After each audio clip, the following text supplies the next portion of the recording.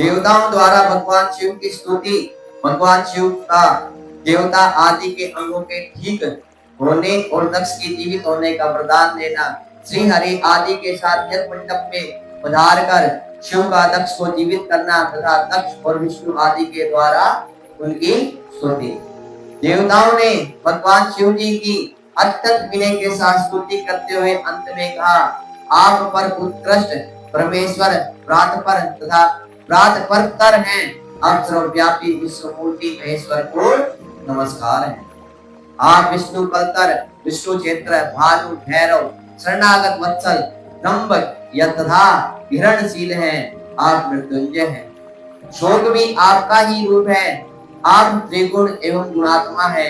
चंद्रमा, सूर्य और अग्नि आपके नेत्र हैं। आप सबके कारण तथा धर्म मर्यादा स्वरूप हैं, आपको नमस्कार है। आपने अपने ही तेज से संपूर्ण जगत को व्याप्त कर रखा है। आप निर्विकार जगत को निर्विकार प्रकाश पूर्ण चिदानंद स्वरूप पर ब्रह्म परमात्मा है। महेश्वर ब्रह्मा, विष्णु, इंद्र और चंद्र आदि समस्त देवता तथा मुनि आपसे ही उत्पन्न हुए हैं, क्योंकि आप अपने शरीर को 8 भागों में विभक्त करके समस्त संसार का पोषण करते हैं, इसलिए अष्टमूर्ति कहलाते हैं। आप ही सबके आदि कारण करुणा में ईश्वर है।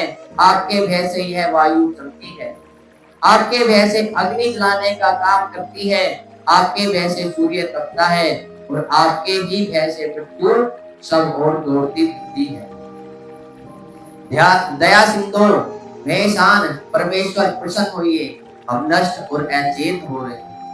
अतः सदा ही हमारी रक्षा कीजिए, रक्षा कीजिए। नाथ करुणानिधे शंभो, आपने अब तक नाना प्रकार की आपत्तियों से जिस तरह हमें सदा सुरक्षित रखा है, उसी तरह आज भी आप हमारी रक्षा कीजिए। नाथ दुर्गेश, आप शीघ्र कृपा करके इस अपूर्ण यज्ञ का और प्राजित दक्ष का भी उद्धार कीजिए। भक्त को अपनी आंखें मिल जाए, यजमान दक्ष जीवित हो जाए, ऊखा के दांत जम जाए और भृगु की दाढ़ी पूंछ पहले जैसी हो जाए।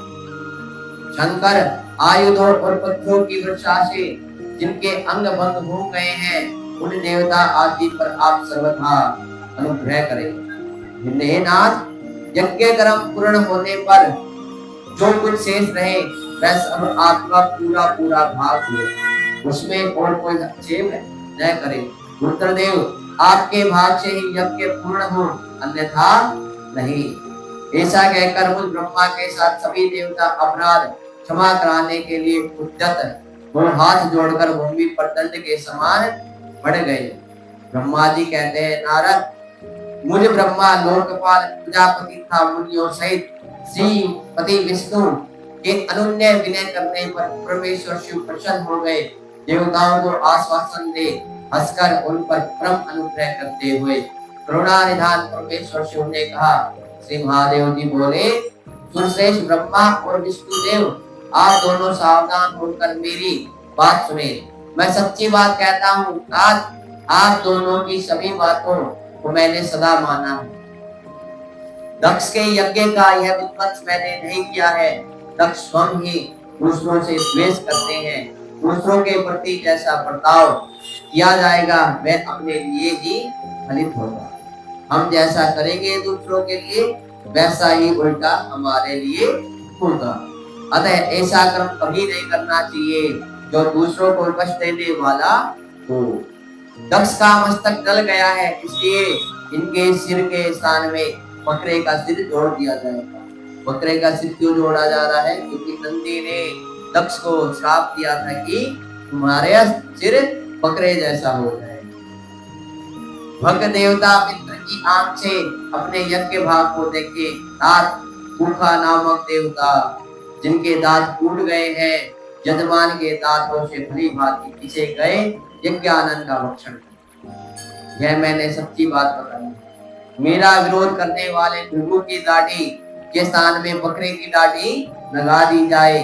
शेष सभी देवताओं के जिन्होंने मुझे यज्ञ भाग के रूप में यज्ञ की अवशिष्ट वस्तुएं दी है, सारे अंग पहले की भांति ठीक हो जाए। अद्रियु आदि याज्ञिकों में से जिनकी भुजाएं टूट गई है, वे अश्वनी कुमारों की भुजाओं से, और जिनके हाथ नष्ट हो गए हैं, वे पूषा के हाथ से अपने काम चलाएं। यह मैंने आप लोगों के प्रेम वश कहा है। ब्रह्मा जी कहते हैं, नारद ऐसा कहकर वेद का अनुसरण करने वाले सुर सम्राट सरासरपति दयालु परमेश्वर महादेव जी चुप हो गए। भगवान शंकर का वह भाषण सुनकर श्री विष्णु और ब्रह्मा सहित संपूर्ण देवता संतुष्ट और वे तत्काल साधुवाद देने लगे। तदंतर भगवान शंकर को आमंत्रित करके उस ब्रह्मा और देव ऋषियों के साथ श्री विष्णु अत्यंत हर्षपूर्वक पुनः दक्ष की यज्ञशाला की ओर चले। इस प्रकार उनकी प्रार्थना से भगवान शंकर विष्णु आदि देवताओं के साथ कंठल में स्थित प्रजापति दक्ष की यज्ञशाला में पधारे। उस समय रुद्रदेव ने महायज्ञ का और जिससे देवताओं तथा ऋषियों का और जो वीरभद्र के द्वारा विध्वंस किया गया था उसे देखा।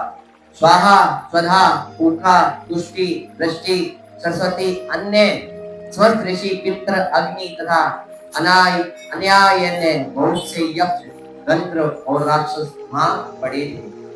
उनमें से कुछ लोगों के अंग तोड़ डाले गए थे, कुछ लोगों के बाल नोच लिए गए थे और कितने ही उस सम्रागण में अपने प्राणों से हाथ धो गए। उस यज्ञ की वैसी दुर्वस्था देखकर भगवान शंकर ने अपने गणनायक महापराक्रमी वीरभद्र को बुलाकर हंसते हुए कहा, महाभाव वीरभद्र, यह तुमने कैसा काम किया है?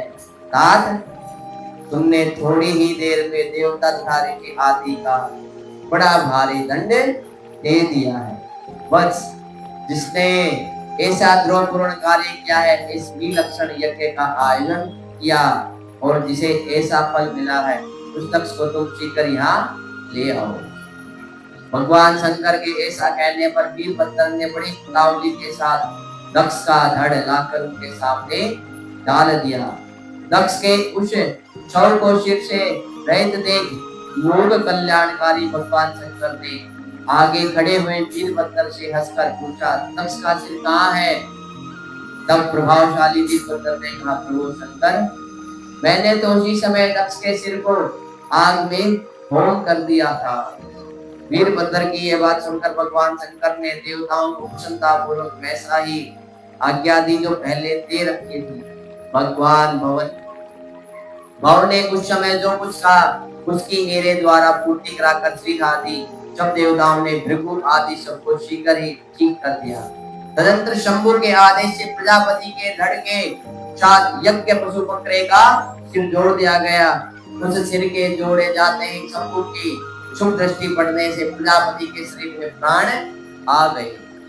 वे तत्काल सोकर जगे हुए पुरुष की भांति उठकर खड़े हो गए। उठते ही उन्होंने अपने सामने करुणानिधि भगवान शंकर को देखा। देखते ही दक्ष के हृदय में प्रेम उमड़ आया और उस प्रेम ने उनके अंतःकरण को निर्मल एवं प्रसन्न कर दिया। पहले महादेव जी द्वेष करने के कारण उनका अंतःकरण मलिन हो गया था, परंतु उस समय शिव के दर्शन से वे तत्काल ऋतु के चंद्रमा की भांति निर्मल हो गए। उनके मन में भगवान शिव की स्तुति करने का विचार अत्यंत उत्पन्न हुआ, परंतु वे अनुराग के कारण तथा अपनी मरी हुई पुत्री का स्मरण करके व्याकुल हो जाने के कारण तत्काल उनका सत्वन कर सके। थोड़ी देर बाद मन स्थिर होने पर दक्ष ने लज्जित हो लोक शंकर शिव शंकर को प्रणाम किया और उनकी स्तुति आरंभ की।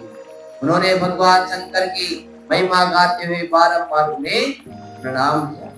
फिर अंत में कहा, परमेश्वर, आपने ब्रह्मा होकर सबसे पहले आत्म तत्वों का ज्ञान प्राप्त करने के लिए अपने मुख्य विद्या तप और व्रत धारण करने वाले ब्राह्मणों को उत्पन्न किया था। जैसे ग्वाला लाठी लेकर गौओं की रक्षा करता है, उसी प्रकार मर्यादा का पालन करने वाले आप परमेश्वर दंड धारण किए हुए उन साधु ब्राह्मणों की सभी विपत्तियों से रक्षा करते हैं। मैंने दुर्वचन रूपी बाणों से आप परमेश्वर को भींद डाला था, फिर भी आप उन पर अनुग्रह करने के लिए यहाँ आ गए हैं। अब मेरी ही तरह अत्यंत दैन्यपूर्ण आशा वाले इन देवताओं पर भी कृपा कीजिए। भक्तवत्सल दीनबंधु शंभो, मुझ में आपको प्रसन्न करने के लिए कोई गुण नहीं है। आप षड्विध ऐश्वर्य से संपन्न प्रात पर परमात्मा है, अतः अपने ही बहुमूल्य उदार गुण बर्ताव से उन पर संतुष्ट हो। ब्रह्मा जी कहते हैं, नारद, किस प्रकार लोक कल्याणकारी महाप्रभु महेश्वर शंकर की स्तुति करके विनीत चित्त प्रजापति तक चुप हो गए। तदंतर श्री विष्णु ने हाथ जोड़ भगवान वृषभ ध्वज को प्रणाम करके प्रसन्नता पूर्ण हृदय और वाशम गदगद वाणी द्वारा उनकी स्तुति प्रारंभ की। तदंतर मैंने कहा, देव देव महादेव करुणा सागर प्रभु, आप स्वतंत्र परमात्मा हैं।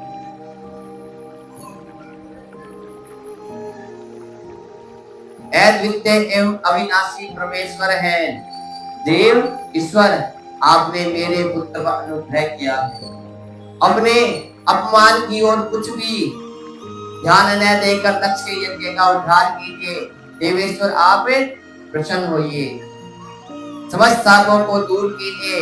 आप है ज्ञान है, अतः आप ही मुझे कर्तव्य की ओर प्रेरित करने वाले हैं। आप ही अकर्तव्य से रोकने वाले हैं। महामुने, इस प्रकार ब्रह्म महेश्वर की स्तुति करके मैं दोनों हाथ जोड़कर मस्तक झुकाकर खड़ा हो गया। तब सुंदर विचार रखने वाले इंद्र आदि देवता और लोकपाल शंकर देव की स्तुति करने लगे। उस समय भगवान शिव का मुखारविंद प्रसन्नता से खिल उठा था। इसके बाद प्रसन्नचित हुए समस्त देवताओं, दूसरे दूसरे सिद्धों, ऋषियों और प्रजापतियों ने भी शंकर जी का सहस्त्र सत्वन किया। इसके अतिरिक्त उपदेवों, नागों, सदस्यों तथा ब्राह्मणों पृथक पृथक प्रणाम पूर्वक बड़े भक्ति भाव से उनकी स्तुति की।